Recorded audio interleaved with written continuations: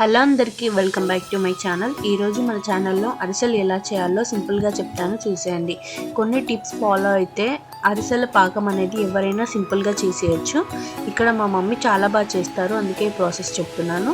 ముందుగా ఇక్కడ మేమైతే 1 kg పాత రేషన్ బియ్యం తీసుకొని వాటిని ఒక 10 గంటల పాటు అలా నానబెట్టుకోవాలి.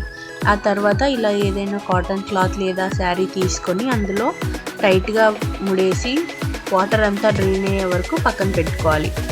ఇప్పుడు మనం ఈ రైస్ని తీసుకెళ్ళి మంచిగా పిండి గిన్నెలోనే పిండి పట్టించాలి. ఆ తర్వాత ఒక 1 kg బెల్లం తీసుకొని అందులో ఒక 1 glass ఆఫ్ వాటర్ యాడ్ చేసి మెల్లిమెల్లిగా కలుపుకుంటూ ఇదంతా ప్రాసెస్ ఇంట్లోనే పెట్టుకొని చేసుకోవాలి. మెల్లిగా కలుపుకుంటూ మొత్తం బెల్లం అంతా మెల్ట్ అయ్యాక ఇప్పుడు అందులో ఏదైనా డస్ట్ పార్టికల్స్ ఉంటాయి కాబట్టి ఇలా ఏదైనా జల్లెడ పట్టుకొని మళ్ళీ స్టవ్ ఆన్ చేసుకొని సిమ్లో పెట్టుకొని పాకం రెడీ చేసుకోవాలి.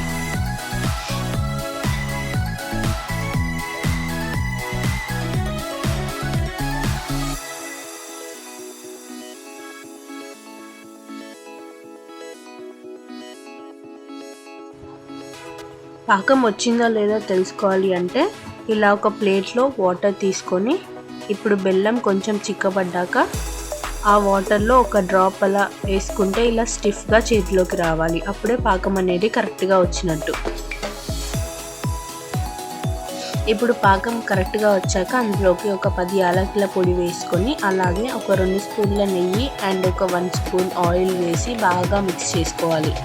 ఆ తర్వాత మనం గ్రైండ్ చేసి పెట్టుకున్న పిండిని కొద్దిగా ఇలా కంటిన్యూస్గా కలుపుకుంటూనే యాడ్ చేయాలి. ఈ ప్రాసెస్ కూడా మొత్తం సిమ్లోనే చేసేయాలి.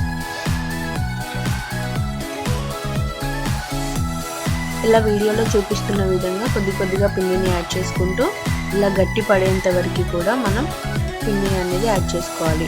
ఇక్కడ మేము 3 కిలోల బెల్లంకి 1 kg బియ్యం పిండిని యాడ్ చేసాం.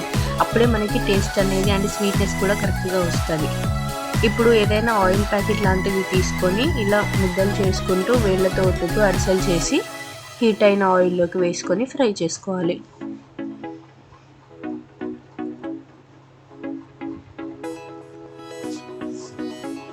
ఇప్పుడు అరిసెల్ని 2 వైపులా మంచిగా కాలాక మనం ఇక్కడ గార్నిషింగ్ కోసం గసగసాలు వేస్తున్నాం. ఇవి వేడి మీద ఉన్నప్పుడు వేస్తేనే అరిసెలకు మంచిగా స్టిక్ అవుతాయి.